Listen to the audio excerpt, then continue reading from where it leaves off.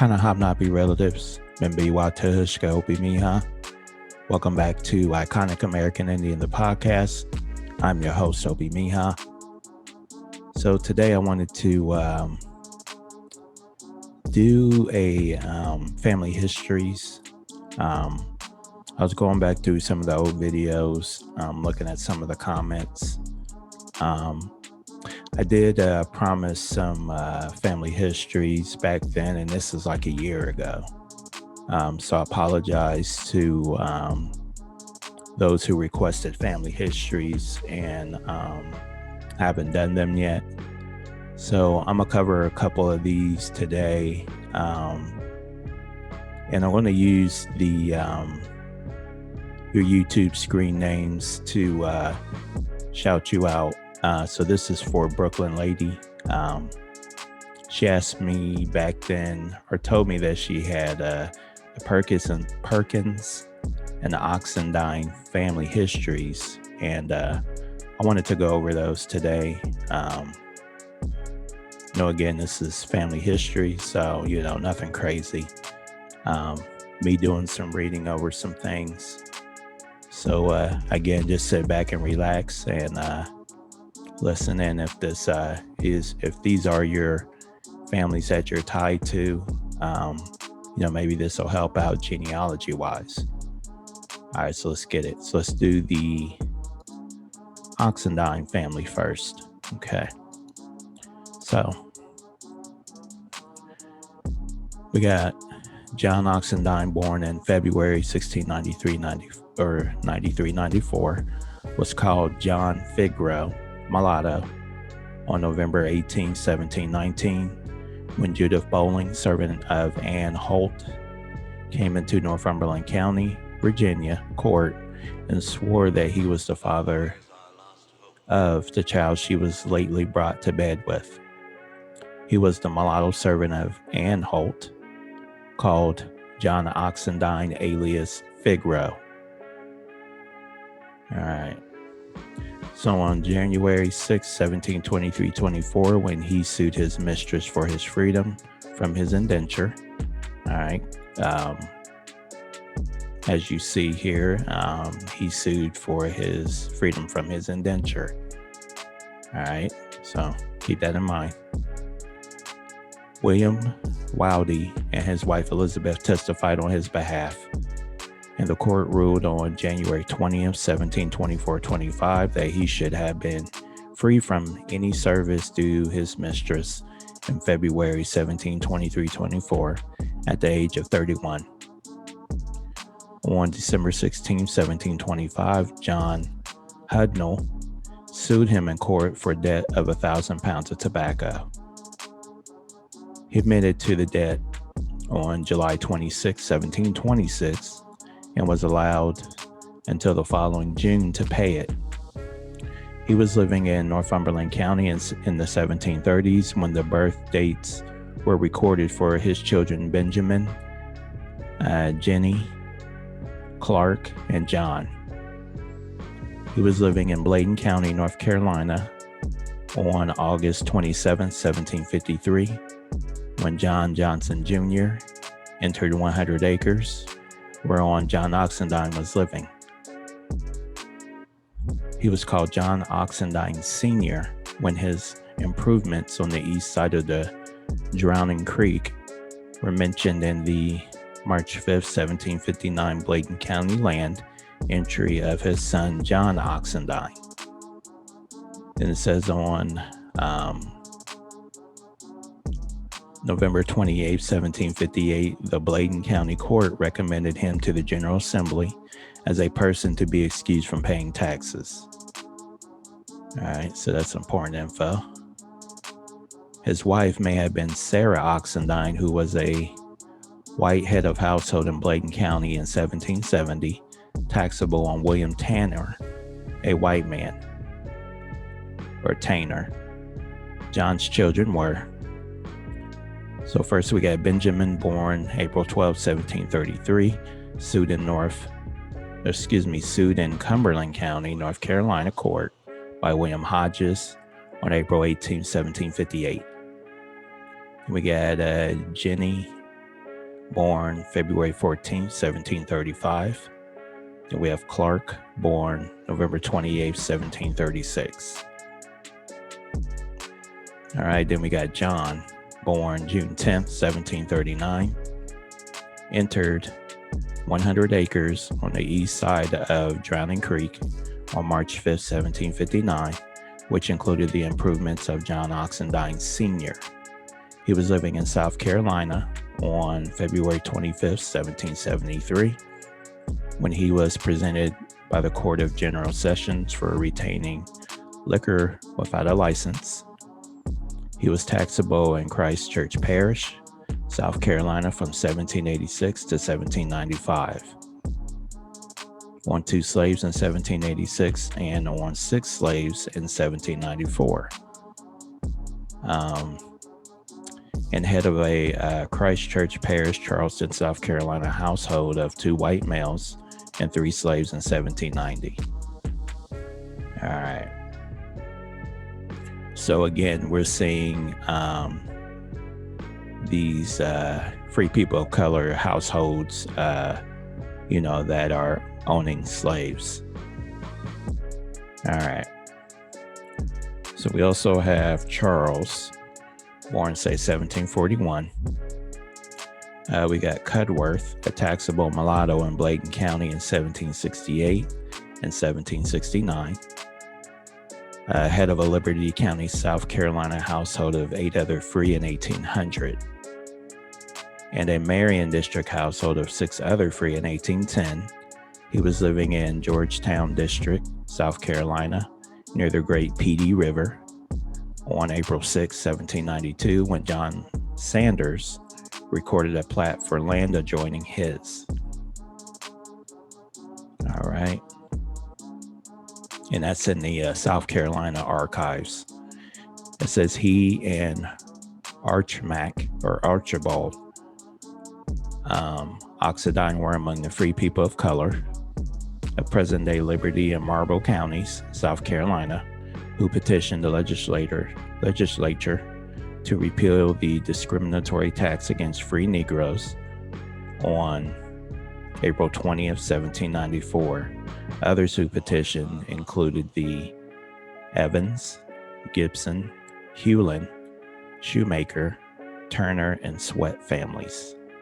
All right, so you got some surnames there that I just read off that some of you may have in your genealogy. All right, so it goes on to say that Archibald Oxidine, born before 1776, was head of an Overton County, Tennessee household of 8 free colored in 1820. So you guys are starting to see all of the different places where these people lived. So that's why we have ancestors, in different states, back in this time frame. So that's what I was saying before. You need to try to dig back as far as you can on your genealogy, so that way you can find, their origin place. All right. So next we're going to talk about Jenny Oxendine. She was born February 14, 1735, may have been identical to June Oxendine, mother of Charity Oxendine and grandmother of Harry Oxendine, who were bound to Thomas White when Charity had 2 illegitimate children in Bladen County. White sold their labor to Thomas Ingalls, who left North Carolina with Charity and her 2 children and claimed them as slaves in Mississippi. However, Thomas and Ann Ard of Bladen County, North Carolina, moved to Mississippi and recognized them there.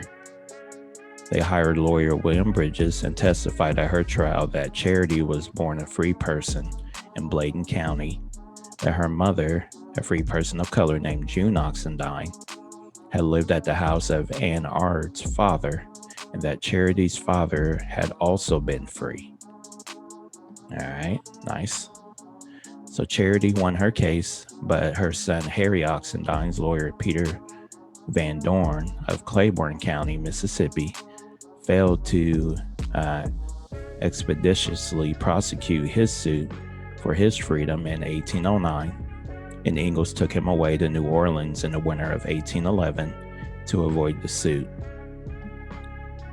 So Harry sued in New Orleans and also won his case.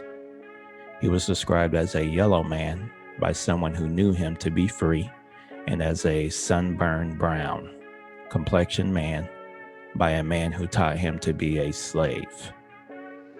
Okay, that's weird. So I want to read what it says here in these brackets real quick.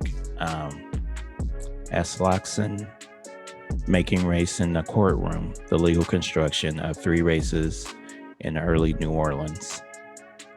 Okay, so I'm going to assume these numbers are the page numbers, citing Oxendine versus McFarland, case number 292, January 9th, 1812. It says records of the New Orleans City Parish Court, 1806 to 1813, City Archives, New Orleans Public Library, New Orleans, Louisiana. All right. So Thomas Ard was head of a Robeson County household of 14 whites and 6 slaves in 1790, 9 whites and 10 slaves in Liberty, Marion District, South Carolina, in 1800, and a resident of Jefferson County, Mississippi, in 1810. So June was the mother of. So we got Charity, born, say, 1750. All right, really, just give me just a second.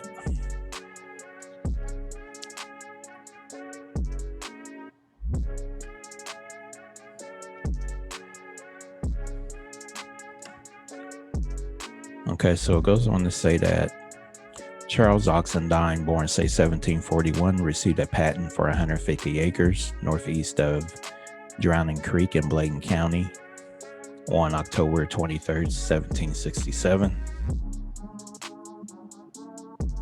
And let's see. He was a mixed blood taxable in Bladen County from 1766 to 1768. And a mulatto taxable in 1770 and 1771. All right. So he entered another 200 acres in Robeson County, bordering his land by 2 land entries and 100 acres each on January 22nd and September 23rd, 1793. On November 23rd, 1797, he made an unsuccessful claim for payment for 3 steers. He provided the Army command by General Rutherford. He was head of a Robeson County household of 11 other free in 1790 and 10 in 1800. He made a September 7th, 1808 Robeson County, by which he left 150 acres to his son David and 200 acres and a grist mill to his daughters. His children were. So, real quick, this Oxidine surname, as you guys can see, is showing up a lot in Robeson County, and a lot of these people are members of the Lumbee Indian tribe. So, just a quick note on that. Now, they also are in some other Siouan tribes as well, depending on where they lived. But most of the ones in this particular county are Lumbee members.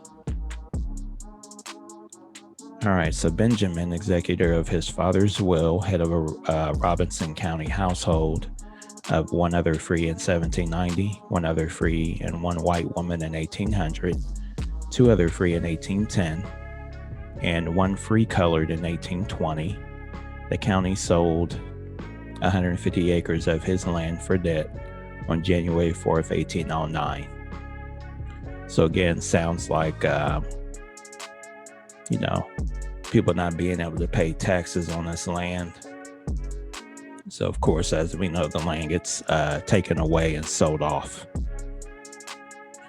All right. So John, head of a Robeson County household of 1 other free in 1790, he entered 100 acres on the north side of Drowning Creek on June 18, 1794, and sold land by deed proved by Robeson County on January 1st, 1810. He was head of a Cumberland County household of 6 other free in 1800 and 9 in 1810. He married Margaret Maynor, October 30th, 1810, Cumberland County bond.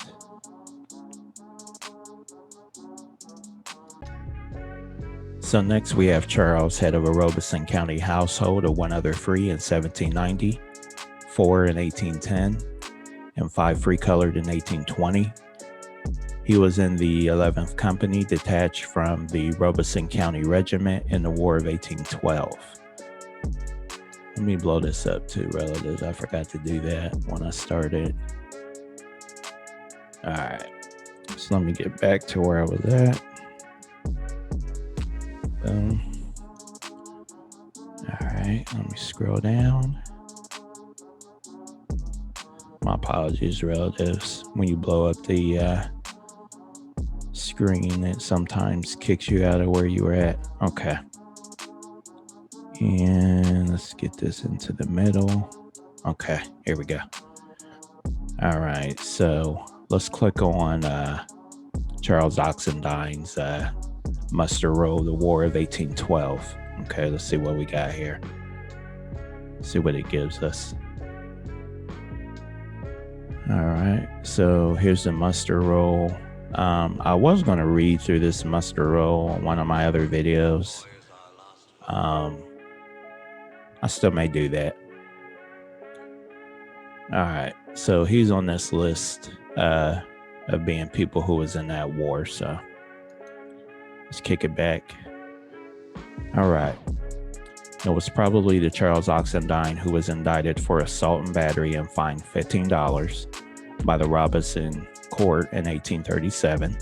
Since he was unable to pay his fine as a free Negro, he was liable to be hired out by the sheriff. He fought this judgment in the Supreme Court of North Carolina on the grounds that the law unconstitutionally discriminated against free persons of color. He had the help of 2 eminent Fayetteville lawyers, Robert Strange, a U.S. Senator, and George E. Badger, later Secretary of the Navy, and a Whig senator.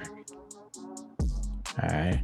He was an 81-year-old mulatto counted in the 1850 census for the Upper District of Robeson County, with 80-year-old wife Priscilla, a farmer with $130 real estate. Family number 262.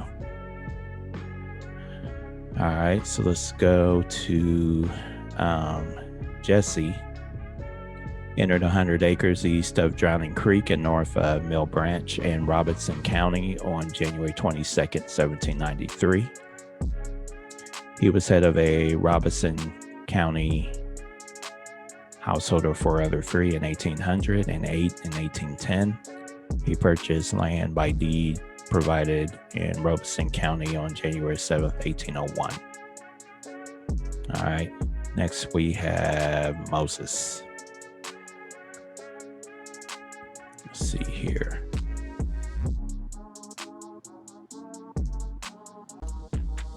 So next we have Aaron, born after 1775, head of a Sumter District, South Carolina household of 5 other free in 1810, 9 free colored in 1820, and 11 in 1830.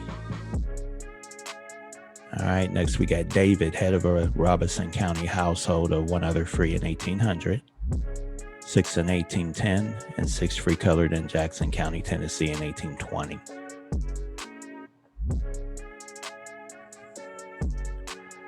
All right. So next we have Nancy, born about 1765, living in South Carolina in 1795, when the July 25th issue of the North Carolina Central and Fayetteville Gazette offered a $10 reward to deliver the subscriber in Georgetown. This is a musty servant woman named Nancy Oxendine. She's a stout wench of a light complexion, about 30 years old. It is supposed she has been elks away by her brother and sister. The latter lives in Fayetteville. All right. Her brother John and sister Betsy lived in Cumberland County. All right. Next, we got Betsy Bourne, say 1766. Mary, perhaps the Polly Oxendine, who was a 36 to 45-year-old head of a Cumberland County household of 3 free-colored in 1820. Then we have Catherine, and then we have Sarah. All right. So Charity Oxendine, born, say, 1750, had 2 illegitimate children in Bladen County. She and her children were bound to Thomas White, who sold their labor to Thomas Ingalls, who left North Carolina with Charity and her 2 children and claimed them as slaves in Mississippi. She was the mother of. All right, so we got Henry, head of a Claiborne household of 5 free persons of color in 1816.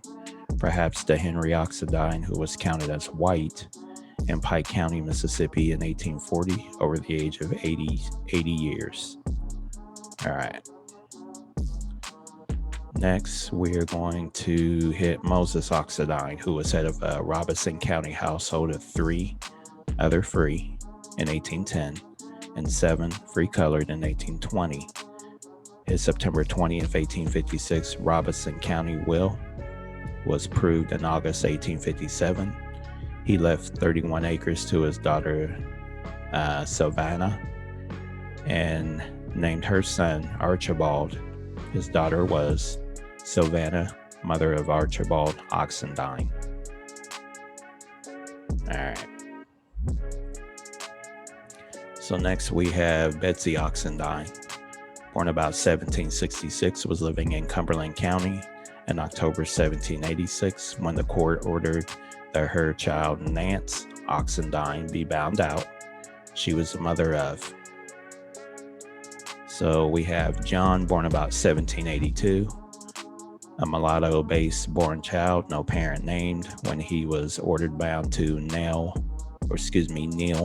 McRaney by the October 28, 1786 Cumberland County Court. Nance, born about 1787, a mulatto girl about 18 months old, who was ordered bound out to James Dyer, Esquire, by the October 28, 1788 Cumberland County Court. All right. Next, we have Henry Oxendine, born, say, 1765, was head of a Richmond County household of 5 other free in 1790. On June 22nd, 1790, he entered 100 acres in Richmond County on Powell's Branch, a rocky fork of Hitchcock Creek. The April 1792 Richmond County Court called him Henry Oxendine, so you can see a different spelling here, when it ordered the sheriff to sell his land to satisfy a judgment against him by Thomas Dockery. And he was called Henry Oxendine when he married Sarah Collins in Richmond County between December 1st, 1788 and December 31st, 1789. He was head of a Robeson County household of 5 free colored in 1820. He may have been the father of. All right, so we got, Charles, head of a Marion District, South Carolina household of 5 other free in 1810. Okay, so we're going to look at other family or other members of the family of the Oxendine family. We got Bryant left a non-cupative will in Robeson County on February 11th, 1836, by which he left his unnamed wife all his property. We got David Oxendine, head of a Robeson County household of 2 free colored in 1820. And then we have Hector, killed by the White Home Guard in Robeson County near the end of the Civil War in May 1865. He was suspected of helping General Sherman when his army marched through Robeson County.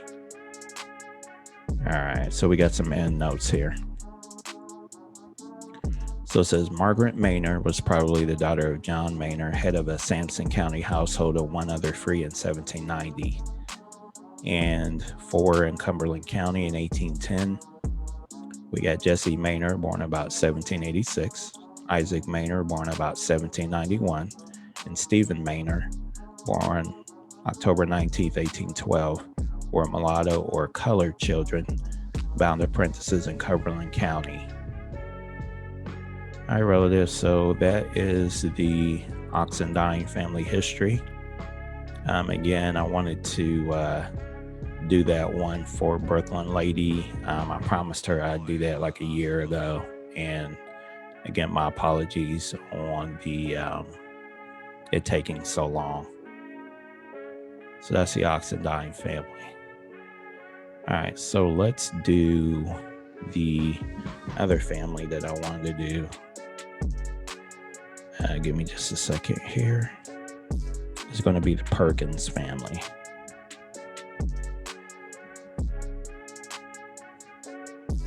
All right, let's get to them.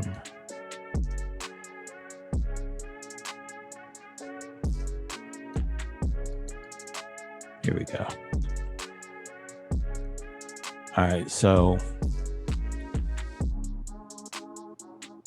the Perkins family, actually, I found the one for the Maryland, Delaware area as well. So let me read that one first. Let's see here. Let's get that pulled up. Okay, here we go.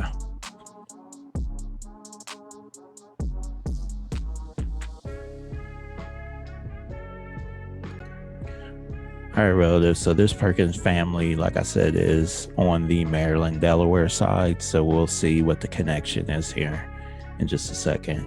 And then we'll move over to the Virginia, North Carolina, South Carolina side.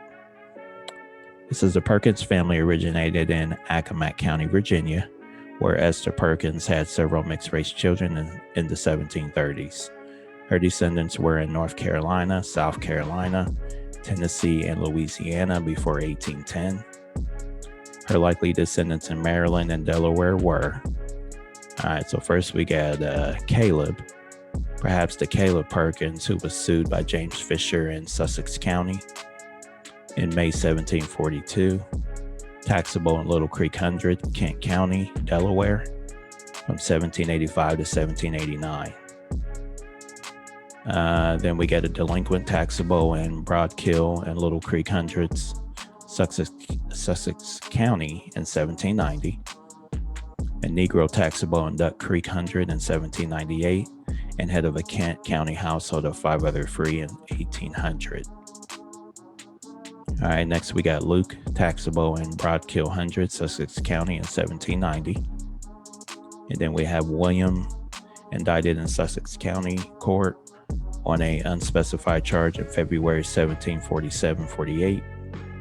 A taxable mulatto in Little Creek Hundred, Sussex County, on a cow and a calf and 3 shoats. Maybe that means to say goats, in 1796. He was head of a Sussex County household of 6 other free in 1800 and 6 in 1810. Another William Perkins was head of a Sussex County household of 7 other free in 1810. Next, we got James, head of a Sussex County household of 4 other free in 1800 and 8 in 1810. Next, we have Aaron, head of a Sussex County household of 6 other free in 1800. Then we have Peter, head of a Sussex County, Delaware household of 8 other free in 1810.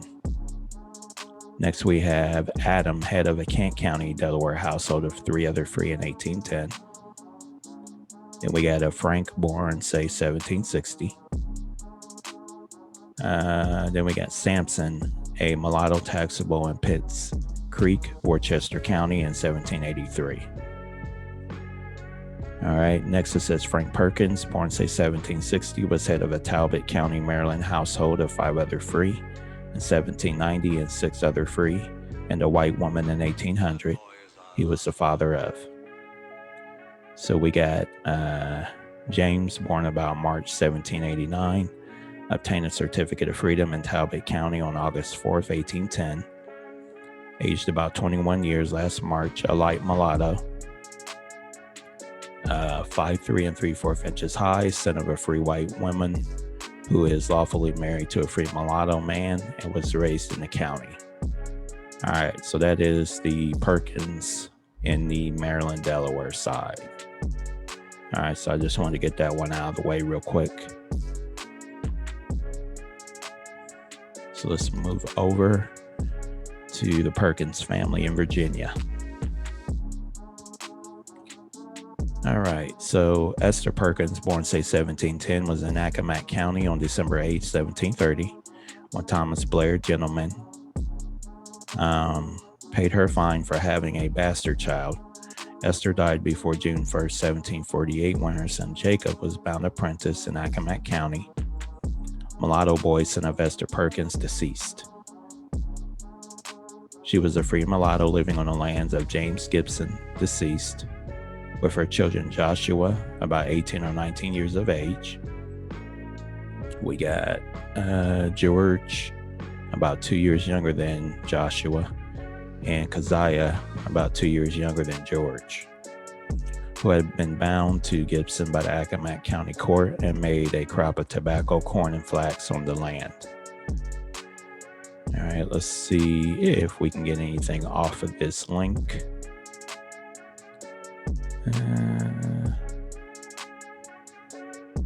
It's not real specific on what that is, so we'll go ahead, head back.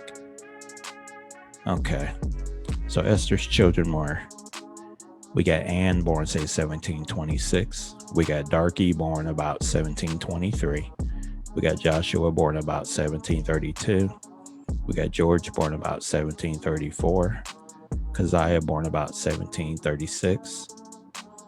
We got Jacob, born December 1745, a mulatto boy, son of Esther Perkins, deceased, aged 2 years, last Christmas, bound as an apprentice shoemaker to George Bundick Jr. on June 1st, 1748, and then bound instead to James Gibson. Arcadia, born about 1746, a 6-year-old mulatto, bound to George Hoytel on January 29, 1752. All right.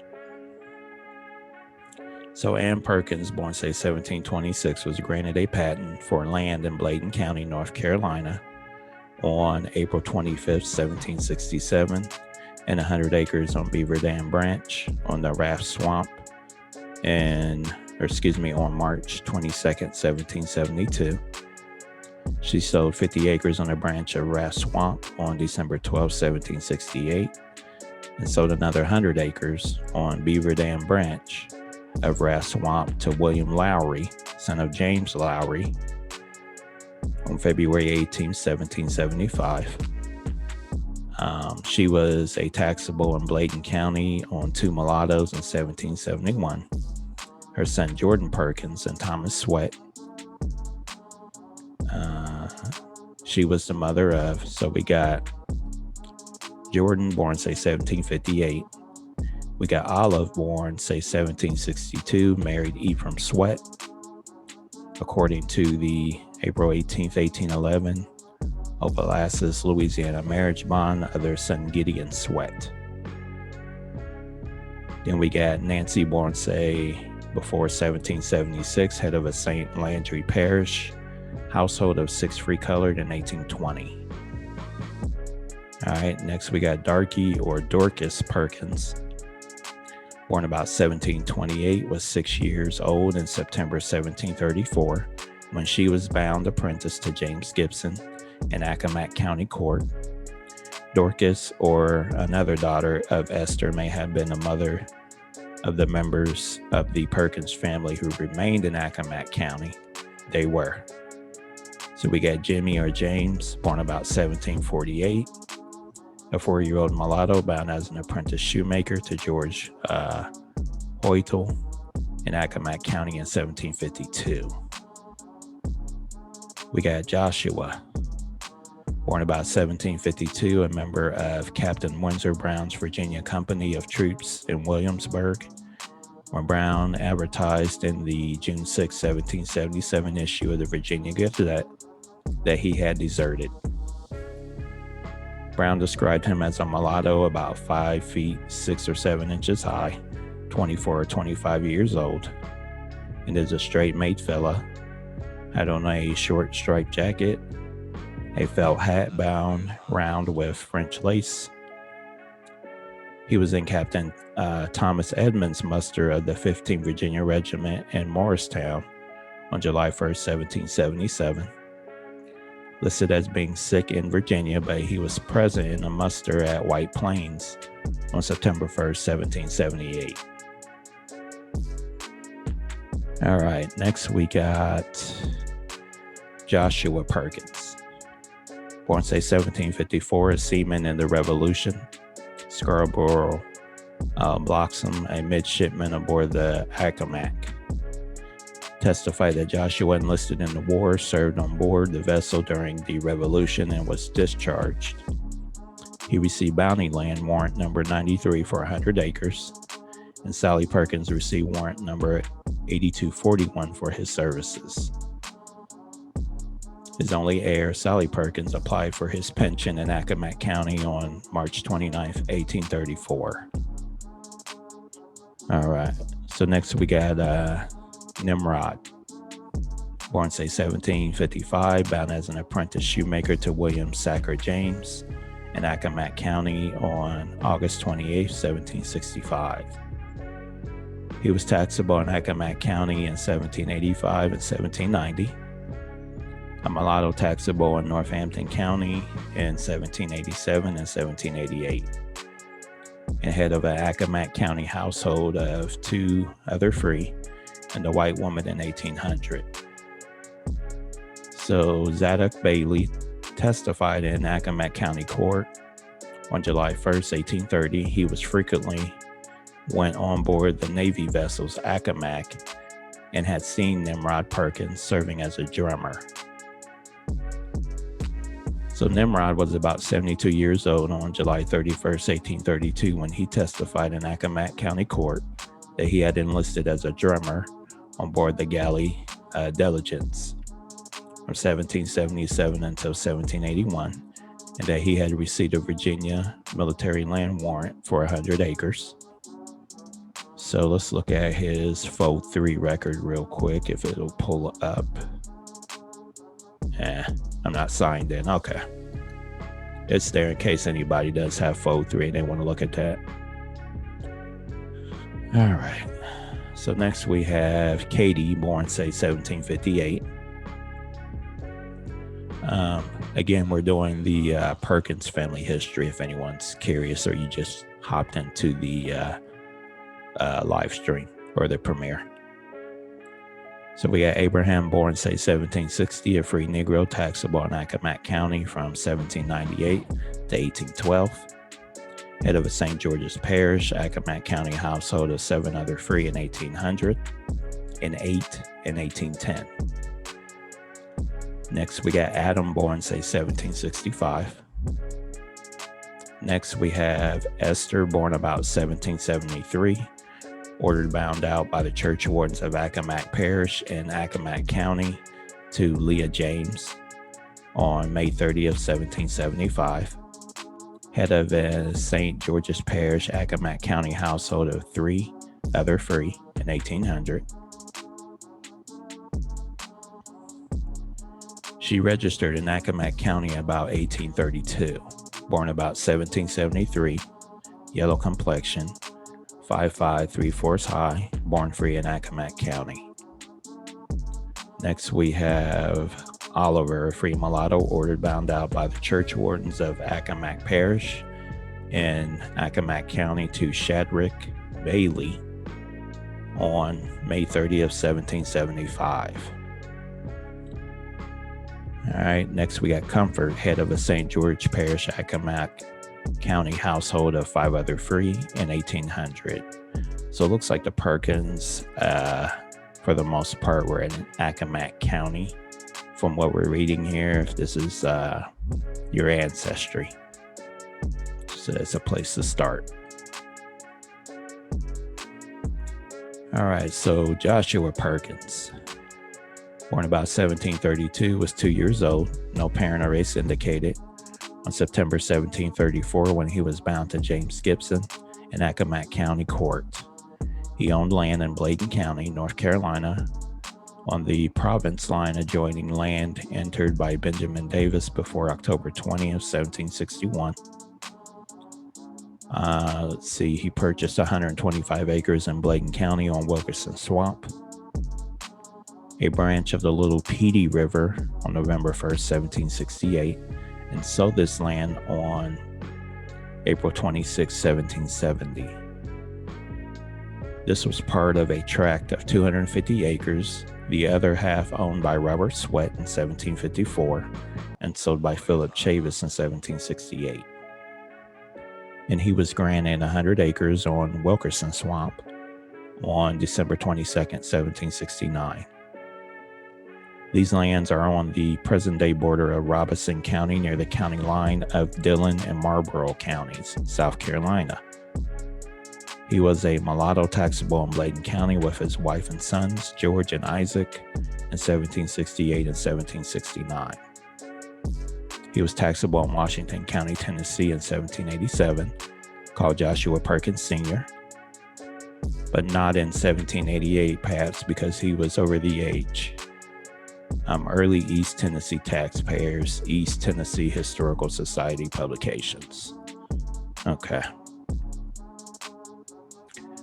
So it says, Joshua and his children's race and color were described in detail in 1858 Johnson County, Tennessee trial, in which his great-grandson Jacob F. Perkins sued John R. White for slander because he called him a free Negro.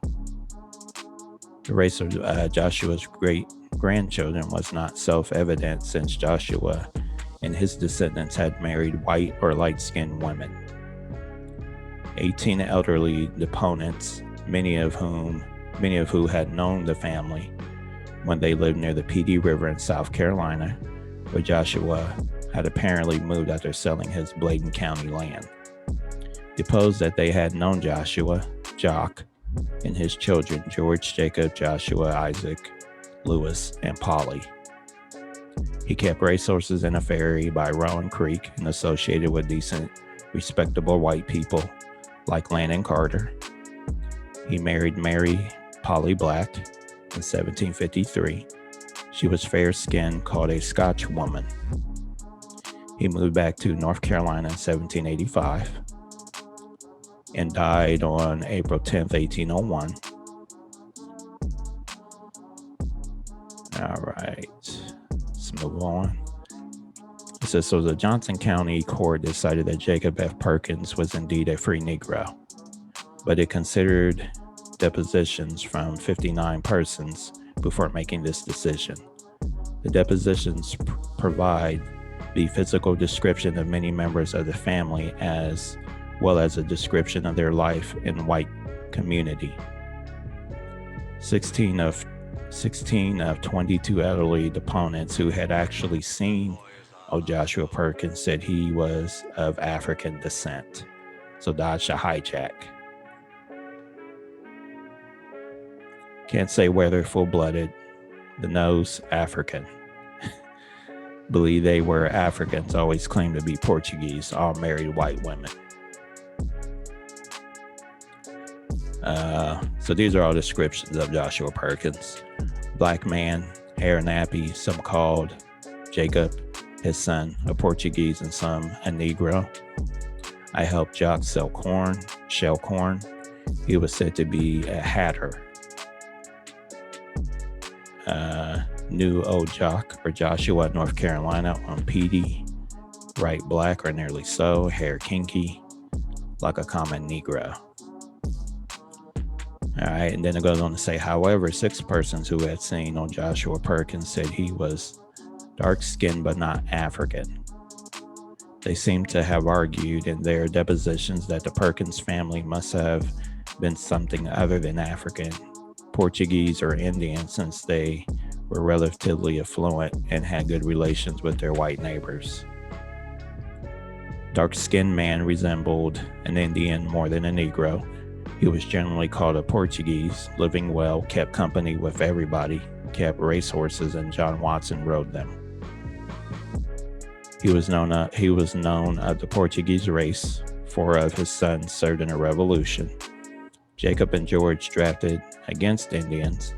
They came from and kept a ferry in South Carolina. They kept company with decent white people and had many visitors. I taught school at Perkins Schoolhouse. They were Portuguese, associated white peoples, clerked at elections and voted and had all privileges. All right. So some who testified in favor of the Perkins family had never seen Joshua Perkins and seemed to have been genuinely confused about the family ancestry. I was well acquainted with Jacob Perkins, one of Joshua's sons, a yellow man said to be a Portuguese. They do not look like Negroes. I had been about his house a great deal and nursed for his wife. She was a little yellow and called the same race, had blue eyes and black hair, was visited by white folks.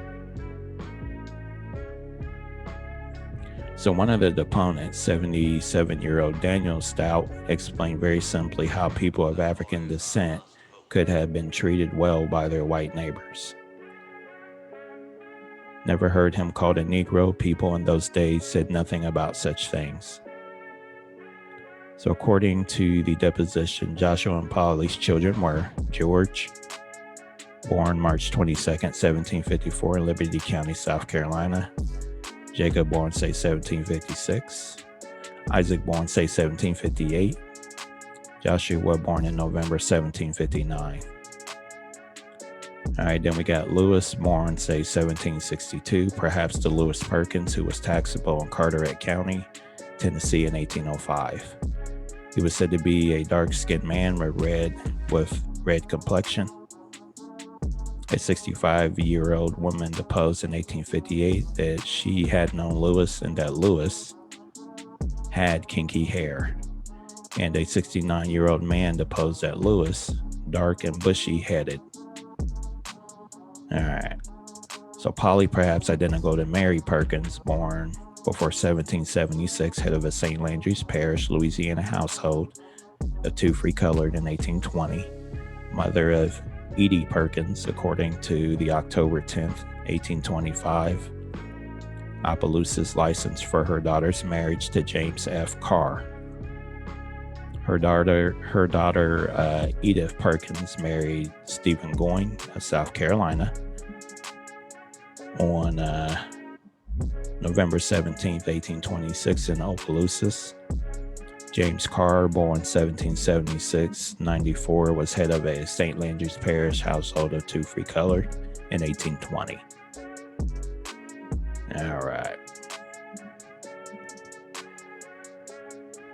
So next we have, let's see here, George Perkins. Born about 1734, was a mulatto servant charged in Accomack County Court with absenting himself from the service of Andrew Gilchrist, administrator of James Gibson, on August 28th, 1751.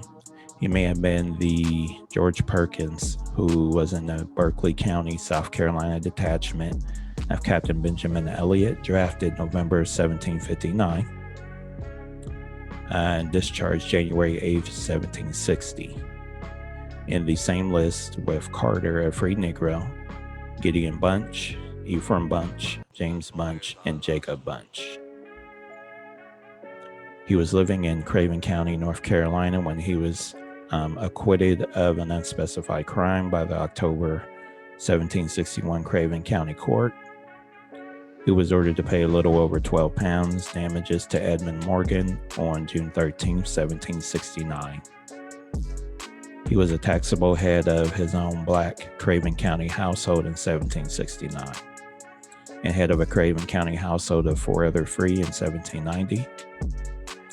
He was called a husbandman on February 27, 1771, when he purchased 200 acres in Craven County on the west side of Cahoga Creek for 60 barrels of tar. He sold half of this land and mortgaged the other half for 50 pounds on October 3rd, 1774, and was called a free Negro when the deed was proved in September 1785, Craven County Court. All right.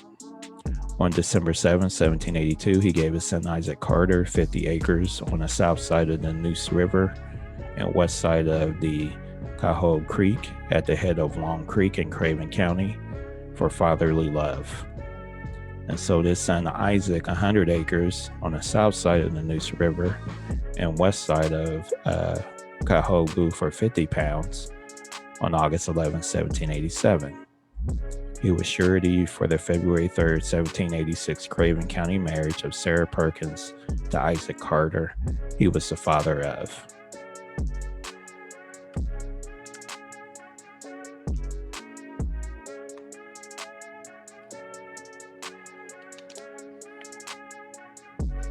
Sorry, Ro, just had to take a water break. All right, so he was the father of Isaac, born about 1756, head of a Craven County household of 2 other free in 1790, and 2 free colored in Craven County in 1820.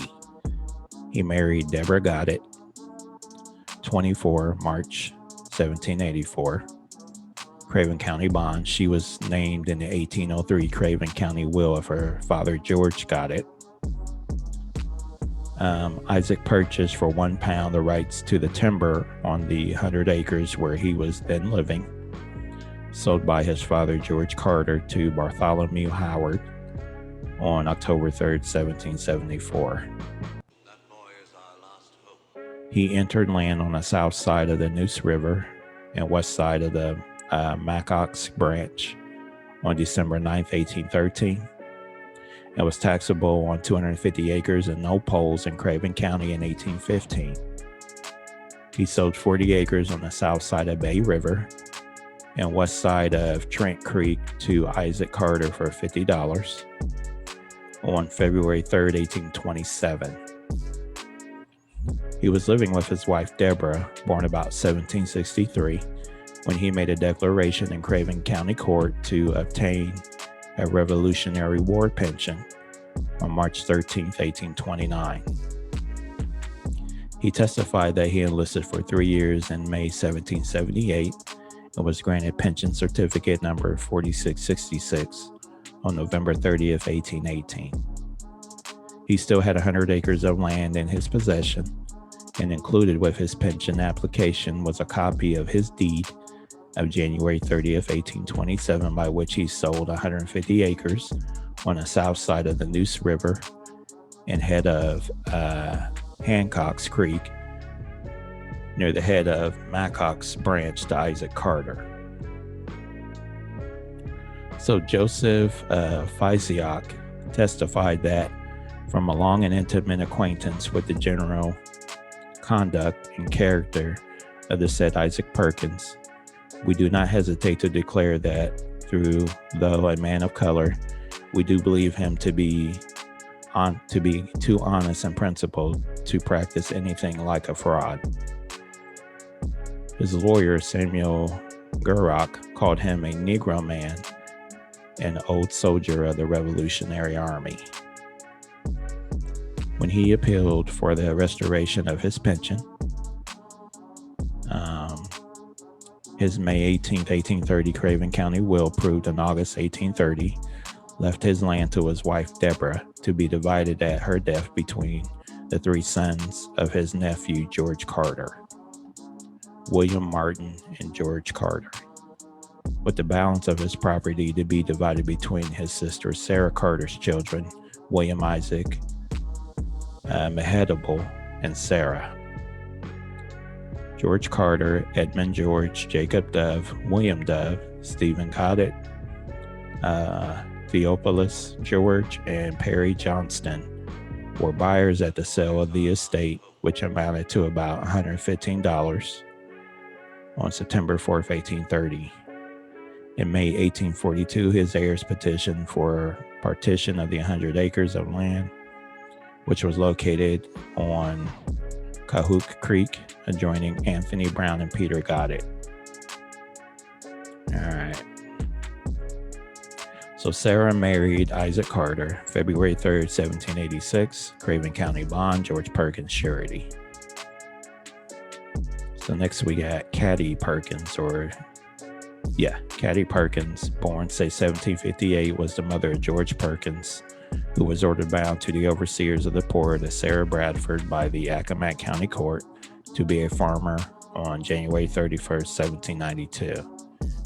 She may also have been the mother of Stephen and Lot Perkins, who were ordered bound to Caleb Harrison to be farmers on March 1st, 1792.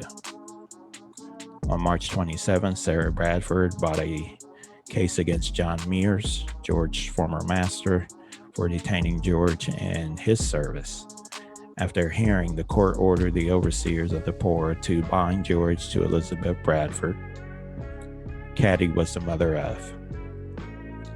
So first we got George Sr., registered in Accomack County in about 1832, born about 1780, a dark yellow, 5'8", 3/4", born free in Accomack County. Stephen, born February 1st, 1780, listed in the register, certified in Accomack County on September 29th, 1807. A dark mulatto color or brown, 5 feet 5 inches, dark hair, dark eyes. Then we got Lot, born April 22nd, 1785, listed in the register, certified in Accomack County on September 29th, 1807. Dark mulatto. See, they crossed out a light black, dark mulatto. All right. 5 feet 6.5 inches, born free. All right. So next we got Adam Perkins. So Adam Perkins, born, say 1765, was taxable in Norfolk County in 1791 to 1812, called a Negro in 1797, a laborer on Western Branch, in a list of free Negroes and mulattoes in 1801. Head of a household with males Nathan and Wright Perkins, and females Annis, Betsy, Lucretia Perkins, called a mulatto in 1802. Taxable on a slave aged 12 to 16 in 1803. And was head of a Norfolk County household of 6 other free in 1810. He purchased 5 acres in the Norfolk County at the head of the Western Branch of the Elizabeth River for £7, 10 shillings on September 4th, 1790. Purchased another 7 acres adjoining Thomas Archer and John Weaver for £14 on November 1st, 1797, with James Newton as a witness. All right. And purchased another 11 acres at the head of the Western Branch adjoining John Coover's from John and Mary Weaver for £40 by deed proved in Norfolk County on December 9th, 1805. All right. He, making his mark, made a March 20th, 1850 Norfolk County will, proved May 15th, 1815, by which he lent his plantation where he was then living, to his wife Anne during her widowhood, and then to be divided among his 4 sons, his 4 children, Son Nathaniel, the plantation where his father was living, son Wright, his swampland, and all personal property divided between Nathaniel, Wright, Betsy, and Lucretia Perkins. All right, it says he appointed Nathaniel executor. Annis was a B or black, taxable on 2 horses in Western Branch in Norfolk County from 1815 to 1817. Adam and Ananias were the parents of.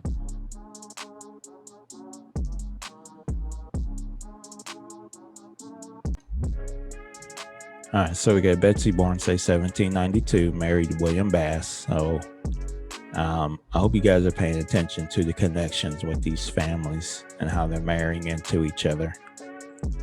I believe the Bass family are part of the Nansemond Indian tribe. Okay, so November 2nd, 1812, Norfolk County bond, Adam Perkins surety. Then we got Nathan, born about 1792, a black male, taxable in Western Branch of Norfolk County from 1815 to 1817. He and a white woman named Celia Peake were indicted by the Norfolk County Superior Court on April 10th, 1822 for adultery and fornication. They were each fined $10. On May 17th, 1823, he acknowledged a deed for the sale for his interest in 5 acres of land in Norfolk County. On September 19th, 1825, he was in a list of free Negroes hired out by the sheriff to pay their taxes for the year 1823. He registered in Norfolk County on July 15th, 1833. Age 41 years, 5'7", Indian complexion, Indian descent. All right. So next we got Wright, born about 1799, registered in Norfolk County on November 24th, 1831, age 32, 6 feet 3/4 inches, a mulatto, born free. He registered again on July 15th, 1833, after the Not Negro law was passed. Age 34, 5 feet 11 and a half, Indian complexion, man of Indian descent. On August 18th, 1823, the Norfolk County Court certified that he and Willis Bass Jr. were of good character and granted them permission to keep a firelock. And then there's Lucretia. All right, so next we got George Perkins, born on March 22nd, 1754 in Liberty County, present-day Marion County, South Carolina. Applied for a pension in Lawrence County, Kentucky. On March 15th, 1834, he was living in South Carolina when he entered the service in Charleston and served for 4 tours of 10 days each in the militia under Lieutenant Richard Whittington. In 1780, he lived for about 26 years on the Watauga River in the part of North Carolina, which later became Washington County, Tennessee, and lived in Lawrence County, Kentucky for another 21 years. A copy of his April 5th, 1780 Bladen County marriage bond to Keziah Manning with John Cade, one of the captains he served under as bondsman, was included in Keziah's application for a widow's pension. He was taxable in Washington County in 1788 and received a grant for 100 acres in Washington County on Little Doe Creek, near the Rowan's Creek, from the state of North Carolina on November 17, 1790, and another 100 acres on the Watauga River on October 16, 1797. It goes on to say he purchased 200 acres in Washington County, Tennessee on Little Doe Creek of the Watauga River on May 24, 1793.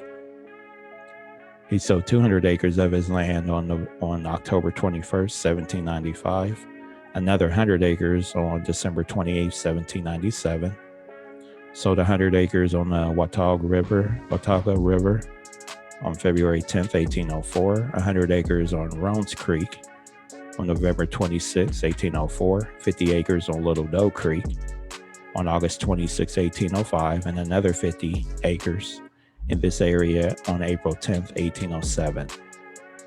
He died in Lee County, Iowa on November 16th, 1840, and Keziah died on August 12th, 1849, according to their only surviving child, Anne Graves. Their children were.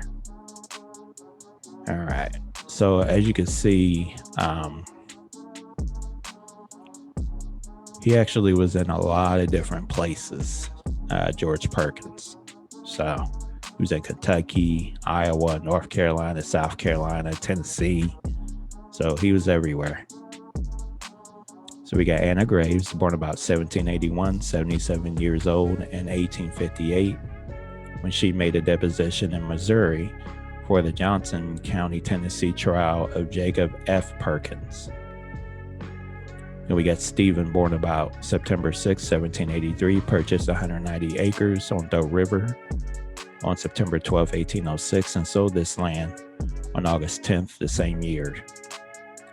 He married Catherine Suma and had 11 children. He was head of a Campbell County, Tennessee household of 8, free-colored in 1830. All right. Next, we got Jacob Perkins. Born, say, 1756, was taxable on 200 acres in Washington County, Tennessee in 1787, 1788, and 1789.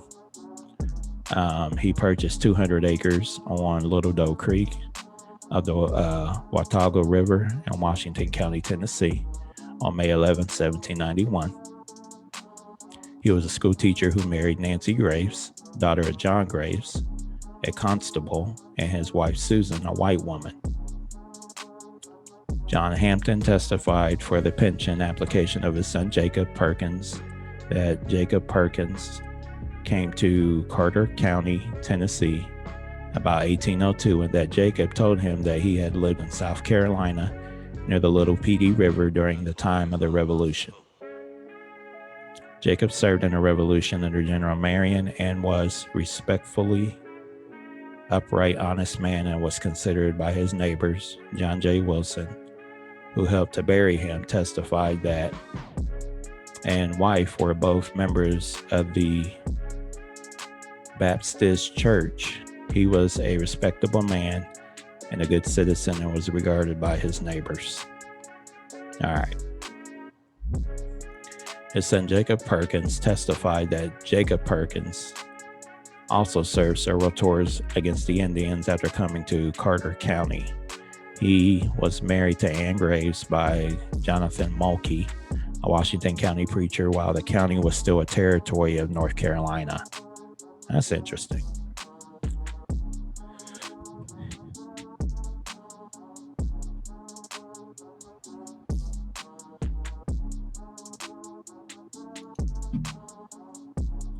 He further testified that his father died on April 4th, 1819, and his mother lived with him until her death on November 8th, 1842. James Bradley deposed that he knew Jacob's children, Joseph, Sally, Esther, Joshua, Amos, John, Susan, and Keziah. In his March 22nd, 1819, Carter County, Tennessee will, he named his wife Nancy and their children Joseph, Joshua, Amos, Jacob, John, Sarah, Esther, Keziah, Lydia, and Susanna, and he asked that land he owned in Burke County, North Carolina, be sold and divided between William and Benjamin, no last name mentioned, the two children of his daughter Sarah, and his children were. All right, so we got Joseph entered land in Cranberry Creek in 1827 with his brother Joshua, Amos, Jacob, and John Perkins. They were the original owners of the Cranberry Iron Forge in Watauga County. Sarah, mother of William and Benjamin Graves. Then we got Esther. Then we got Joshua, born in 1796, married Elizabeth Kite, and they were the parents of Jacob F. Perkins, plaintiff in the 1858 Johnson County suit. Jacob F. Perkins was a school teacher, clerked at elections, voted, and associated with whites. We got Amos.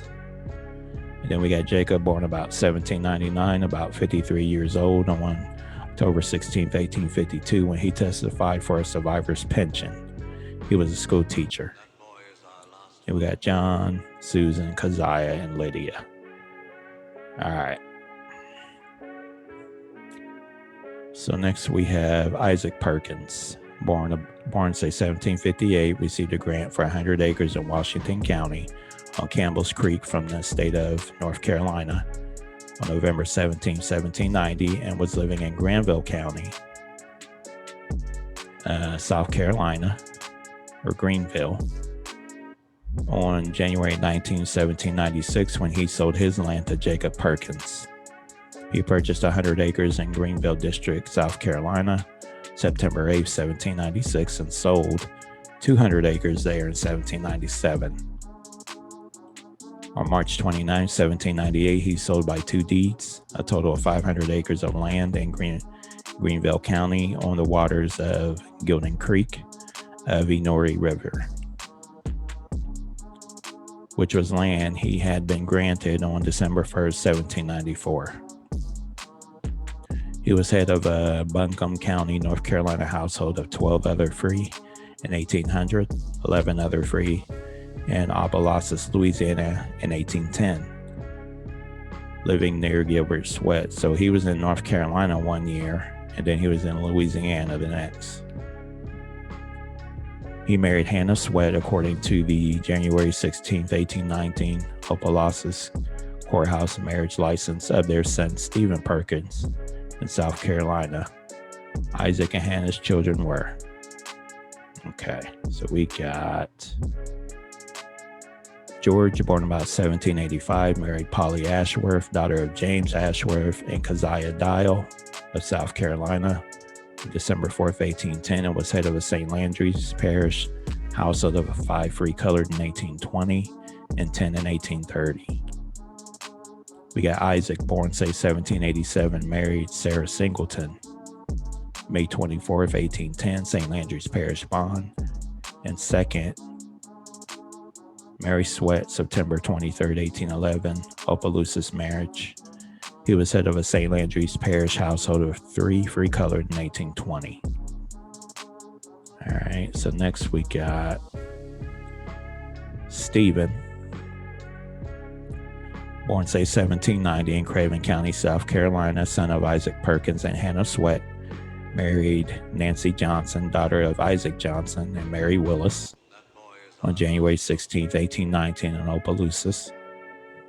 Isaac Johnston, who was head of a Robinson County household of 1 other free in 1790, a descendant of the Johnson family of Northampton County, Virginia. Joseph Willis was the slave of Algerton Willis of Bladen County, who manumitted him and gave him considerable property. The manumission was approved by the North Carolina General Assembly in 1787. Joseph was a mulatto, taxable on 320 acres, 1 white free pole and 2 black slave poles in Captain Burns, Bladen County district in 1794. Counted as white in 1790, head of a Cherwell district household of 1 male over 16 and 2 females, head of a St. Landry's Parish household of 13 other free and 7 slaves in 1810, and 11 free colored and 4 slaves in 1820. He was buried in 10 Mile Cemetery at Occupied Church in Lower Rapides Parish. Reverend Joseph Willis, 1764-1854, First Baptist preacher of the Word in Louisiana, west of the Mississippi River. And then we got Lewis, born, say, 1792, head of a St. Landry's Parish of 4 free colored in 1820.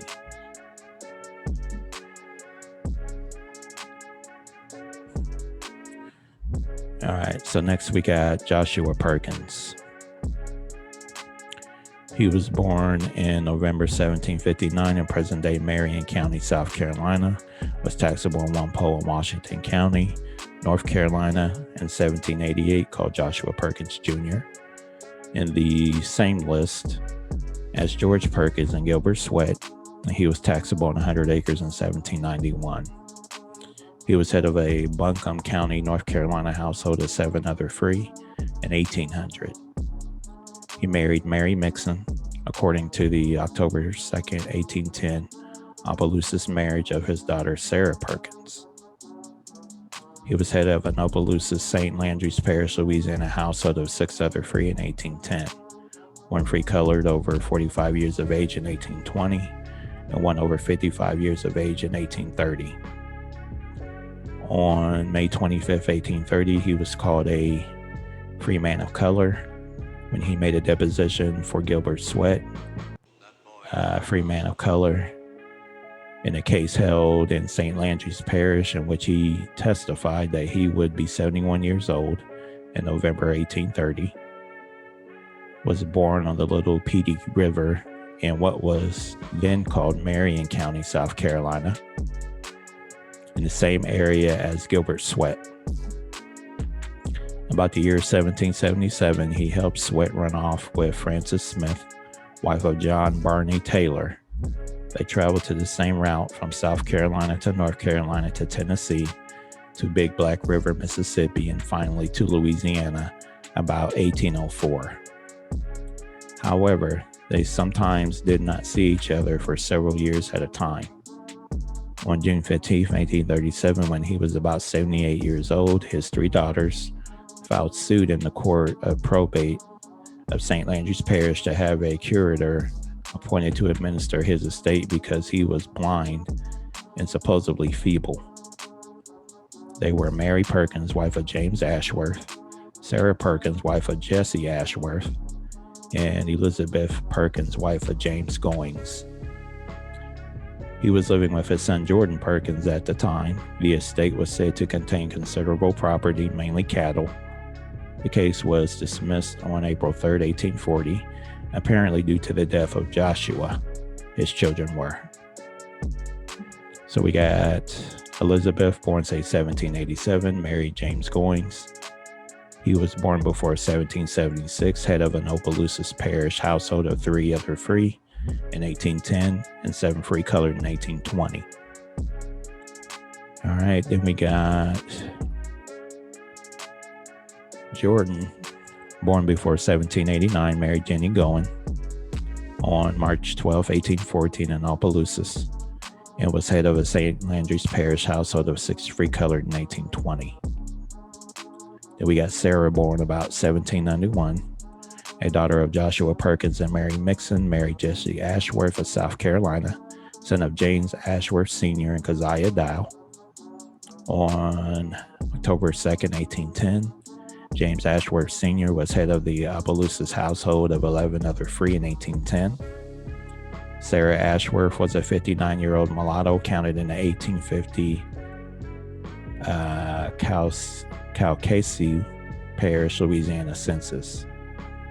Then we got Mary, born about 1796, daughter of Joshua and Mary Perkins, married James Ashworth Jr., son of James and Keziah Ashworth, on September 23rd, 1811 in St. Landry's Parish, Louisiana.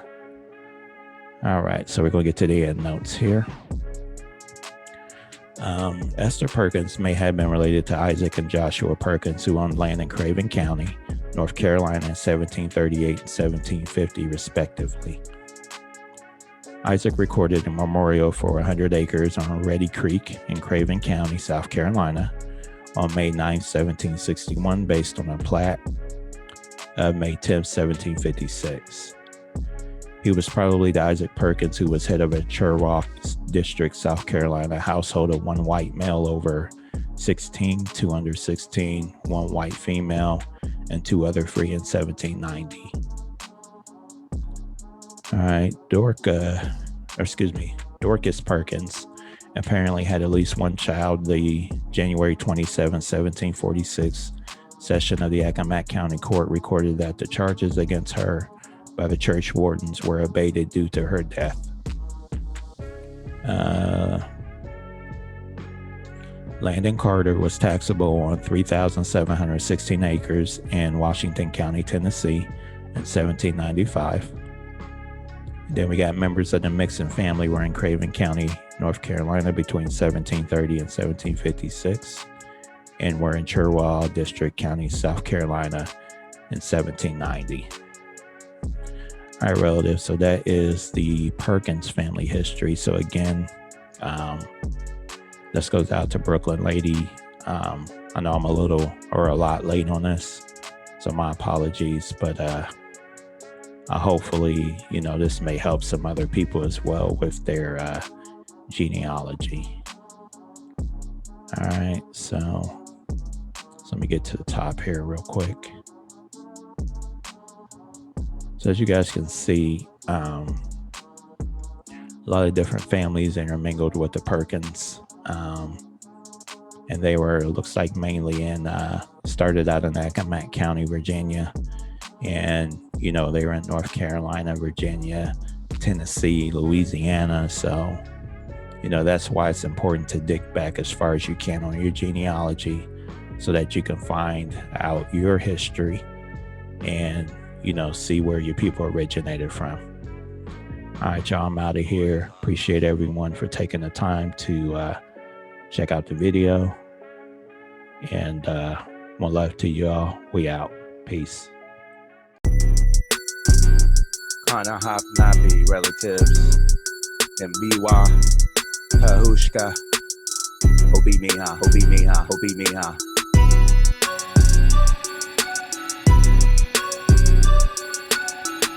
Obi Miha.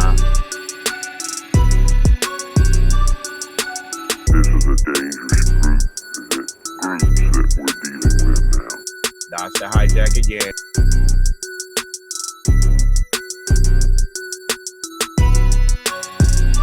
Kinda hop nappy relatives.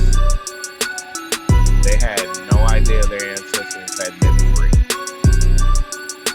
I'll beat me up. I'll beat me up. I'll beat me up. I'll beat me up. I'll beat me up. I'll beat me up. They had no idea their ancestors had been free. I'll beat me up. I'll beat me up. I'll beat me up. I'll beat me up. Dodge the hijack again.